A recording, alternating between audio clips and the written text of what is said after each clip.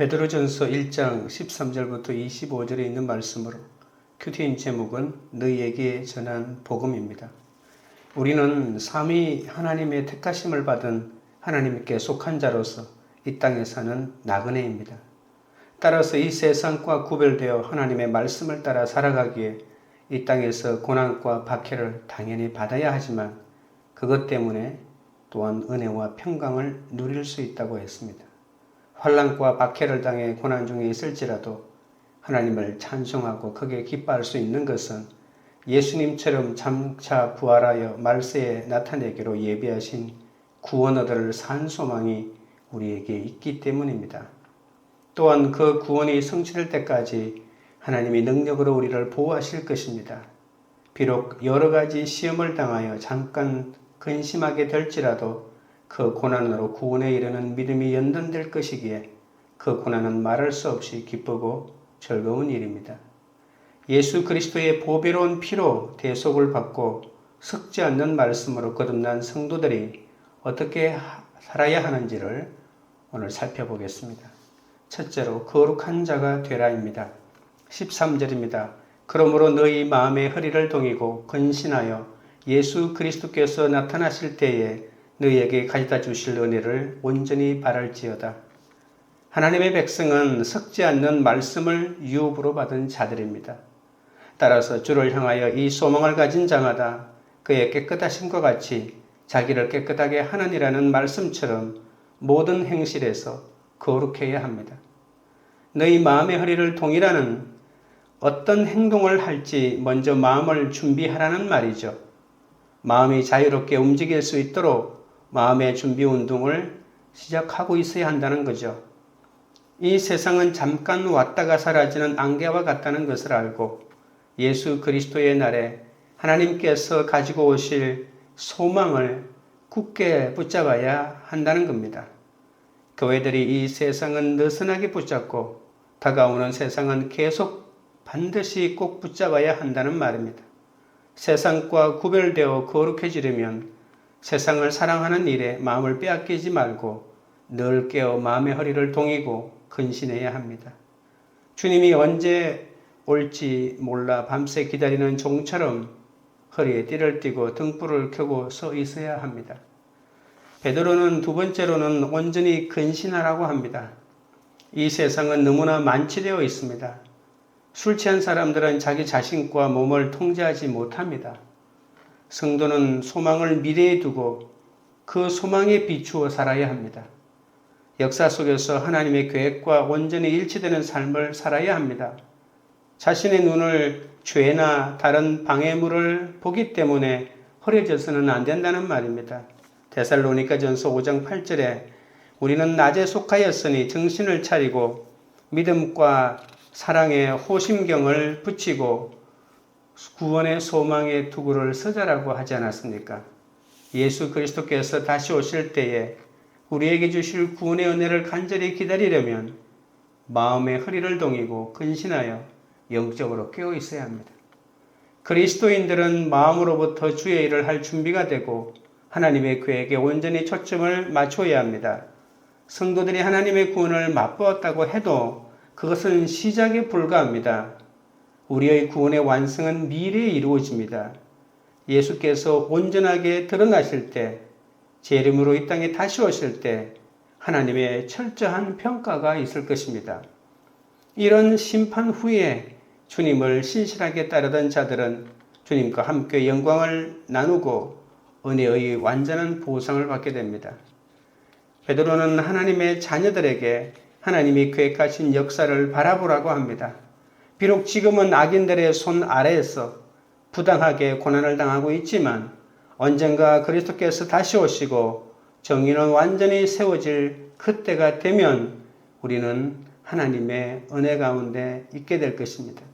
그리스도인들은 그날에 임할 은혜의 빛을 바라보지 않으면 하나님의 말씀대로 살 수가 없습니다.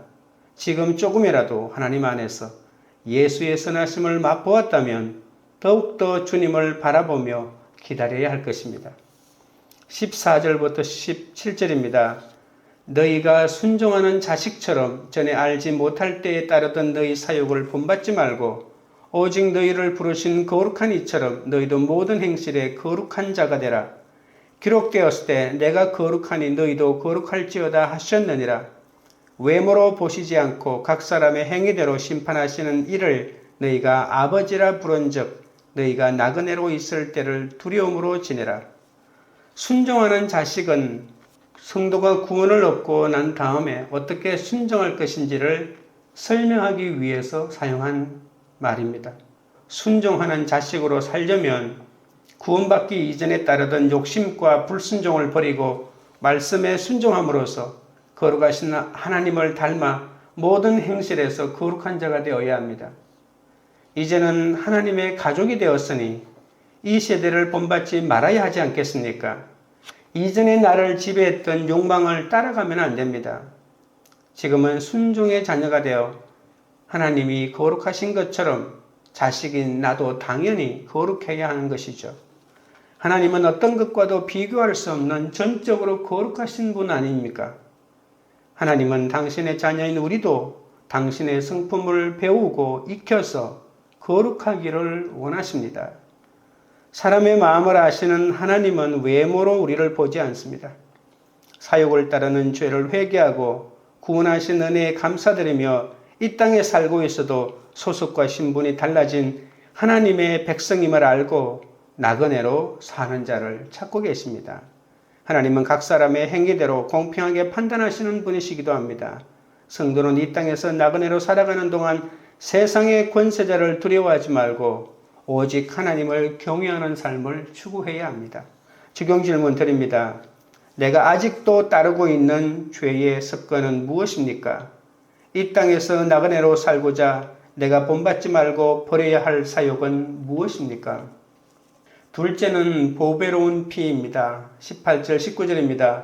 너희가 알거니와 너희 조상이 물려준 헛된 행실에서 대속함을 받은 것은 은이나 금같이 없어질 것으로 된 것이 아니요 오직 흠없고 점없는 어린 양 같은 그리스도의 보배로운 피로 된 것이니라. 창세전부터 계획되어 나타난 하나님의 구원은 모든 사람이 죄를 범하였음에 하나님의 영광이 이르지 못하더니 그리스도 예수 안에 있는 속량으로 말미암아 하나님의 은혜로 값없이 의롭다 하심을 얻은 자가 되게 하심으로 이루어진 것입니다. 성도는 조상에게서 물려받은 헛된 행실로부터 구원받지 않았습니까? 그런데 이 구원은 은금처럼 썩어질 것으로는 살 수 없고 오직 죄도 흠도 없으신 어린 양 예수 그리스도의 보배로운 피로만 얻을 수 있습니다. 우리를 속량하신 그리스도의 보배로운 피는 은이나 금같이 없어지지 않습니다. 썩지 않고 더럽지 않고 쇠하지 않고 흠도 없고 점도 없습니다.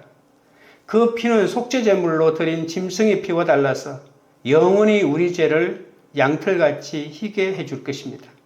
그리고 선악과를 먹고 눈이 밝아져 헛된 행실을 일삼던 조상의 죄에서 돌이키게 합니다. 그러므로 우리는 믿음과 소망의 근거를 우리 행실에 두면 안 되는 것이죠. 예수 그리스도의 보배로운 피에 두어야 합니다.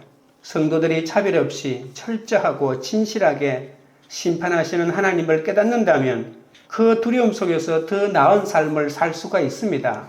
하나님은 전적으로 거룩하시고 정의롭게 심판하시지 않습니까? 하나님은 심판자로서 성경에서 순종에 대한 권면을 참 많이 주셨습니다. 그 가운데 가장 대표적인 것이 오늘 본문에서도 그렇게 강조하는 것처럼 바로 거룩입니다. 하나님은 어떤 죄도 용납할 수가 없습니다. 죄는 하나님의 거룩함의 가장 혐오스러운 것이기 때문입니다. 하나님의 심판은 성도의 행위에 따라 이루어지기 때문에 심판의 결과는 성도들이 이 땅에서 어떻게 살았는지의 삶의 결과로 이어진다는 것이죠. 하나님은 공평하신 심판자이시기에 성도는 이 하나님에 대한 건강한 두려움과 경외심 안에서 살아가야 합니다. 내가 생각하거나 하고자 하는 모든 것은 무엇이든지 하나님의 거룩함과 사랑 안에서 해야 한다는 겁니다. 하나님의 거룩함과 사랑으로 우리의 생각과 행동을 점검할 때 하나님의 성품에 맞추고 그 두려움 속에서 살아갈 수가 있는 것이죠. 그러나 이 두려움은 공포나 불안이 아닙니다. 전적으로 다른 존재이신 하나님 앞에서 성도의 건강한 응답이자 영적인 감사의 표시입니다. 이제 우리는 거룩하신 심판자를 친근함과 사랑으로 존경과 복종을 나타내는 아버지라고 부릅니다. 그렇다고 우리가 하나님을 아버지라고 부른다고 할지라도 하나님의 거룩하심을 가볍게 여겨서는 안 됩니다. 언제나 하나님은 정의로우신 심판자임을 절대로 잊지 말아야 합니다. 이전의 삶은 너희 조상이 물려준 헛된 행실이라고 했습니다. 그때는 덕망 있는 전통으로 여겨졌던 것이 이제는 모두 헛된 것으로 여겨진다는 것을 명심해야 합니다. 20절부터 21절입니다. 그는 창세전부터 미리 알림바 되신 이나 이 말세에 너희를 위하여 나타내신 바 되었으니 너희는 그를 죽은 자 가운데서 살리시고 영광을 주신 하나님을 그리스도로 말미암아 믿는 자니 너희 믿음과 소망이 하나님께 있게 하셨느니라. 성도는 예수 그리스도의 피의 희생으로 이전의 삶에서 구속받은 사람입니다. 인간의 범죄와 사악함에서 구원받기 위해서 주님의 속죄가 필요했습니다. 우리는 죄와 사망으로부터 자유를 얻고 이제 주님의 소유가 되었습니다. 우리는 그리스도의 고귀한 피로 구원받았기 때문에 하나님께 감사하며 그분 앞에서 두려움과 거룩함으로 살아야 합니다. 이 구속은 창세전부터 미리 알림받으신 이나 이 말세에 너희를 위하여 나타내신 바 되었다고 했습니다. 더군다나 같은 그리스도께서 하나님 안에서 우리의 믿음과 소망의 중개자가 되시는 거죠. 희생제물이 되어 우리에게 대속의 은혜를 베푸신 예수님은 그의 피로 우리를 죄에서 자유롭게 하십니다. 하나님은 세상을 창조하시기 전에 그리스도를 택하시고 마지막 때에 우리를 구원하고자 그를 보내셨습니다. 성도는 이 세상의 헛된 생활 방식으로 돌아가지 말고 받은 구원에 감사하면서 믿음과 소망 가운데 남은 구원을 이루어 가야 합니다. 적용 질문 드립니다. 내가 자꾸만 돌아가려고 하는 과거의 헛된 말과 행동, 악한 생각은 무엇입니까? 오직 예수 그리스도의 피로 구원받은 것에 감사합니까? 셋째는 섞지 않을 시입니다. 22절입니다. 너희가 진리를 순종함으로 너희 영혼을 깨끗하게 하여 거짓이 없이 형제를 사랑하기에 이르렀으니 마음으로 뜨겁게 서로 사랑하라. 베드로의 마지막 권면은 그리스도 안에서 거듭났기 때문에 서로 사랑해야 한다는 겁니다. 하나님의 은혜로 말미암아 믿음으로 구원을 얻게 된 성도는 복음의 진리에 순종함으로 영혼이 깨끗해져서 형제를 진실한 마음으로 뜨겁게 사랑할 수 있게 됩니다. 성도가 깨끗하게 된 것은 그리스도의 핏부림에 의한 것이죠. 성도는 복음의 진리에 순종함을 통해 하나님께 응답해 가야 합니다. 진리에 대한 순종으로 형제를 사랑하게 됩니다.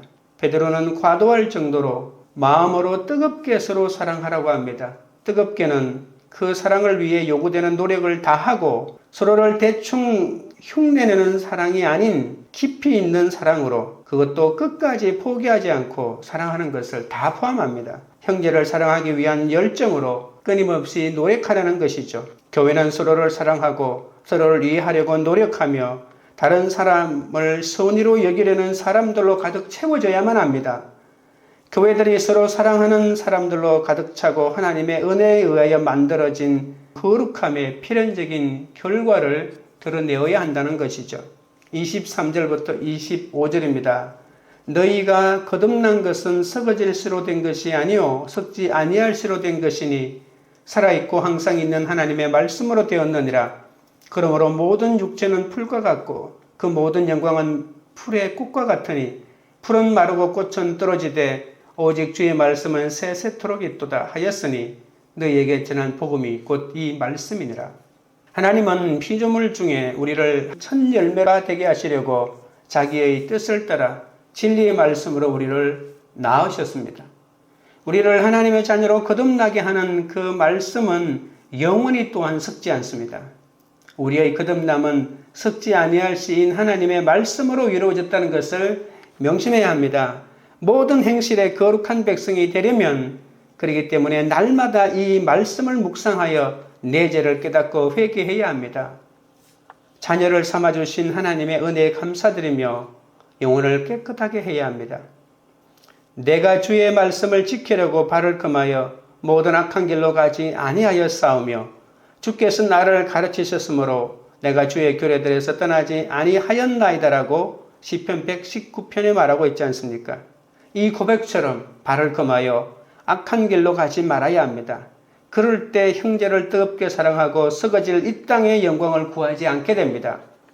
우리가 사랑할 수 있는 기초는 우리의 거듭남입니다. 새로운 출생은 인자한 하나님을 닮아 서로를 사랑할 수 있는 성품과 능력을 가진 가족이 되게 하죠. 성도의 거듭남은 예수의 고귀한 피와 같은 썩지 않는 씨를 통해 주어졌다는 것을 잊지 마십시오. 그 씨는 살아계신 하나님께 권한을 두고 있습니다. 그것은 영원히 유효하며 그들에게 서로를 뜨겁게 사랑할 수 있는 궁극적인 기초를 주고 능력을 허락하십니다. 인간과 인간에 의해 만들어진 모든 것은 소멸되고 사라질 것이기 때문에 그런 관점에서 풀과 같다고 했습니다. 이 세상에 속한 사람들과 그들의 화려한 업적과 영광은 잠시 피었다가 지는 풀의 꽃처럼 유한합니다.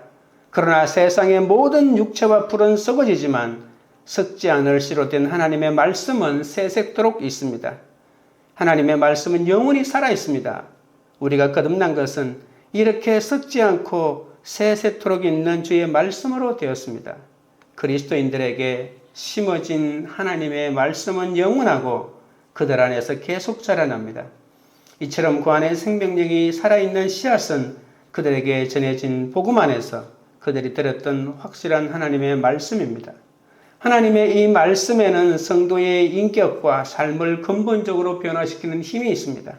말씀으로 구원받고 거듭난 성도는 날마다 말씀에 순종함으로 거룩한 삶을 이루어가야 합니다. 적용 질문 드립니다. 내가 말씀에 순종하여 진실이 사랑해야 할 대상은 누구입니까? 잠시 피었다가 지는 꽃처럼 이 땅의 영광과 자랑만 구하고 있지는 않습니까? 기도드리겠습니다. 하나님 아버지, 사람의 마음을 외모로 보지 않으시고 비록 이 땅에 살고 있어도 소속과 신분이 달라진 하나님의 백성임을 알고 나그네로 사는 자를 찾으신다고 했습니다.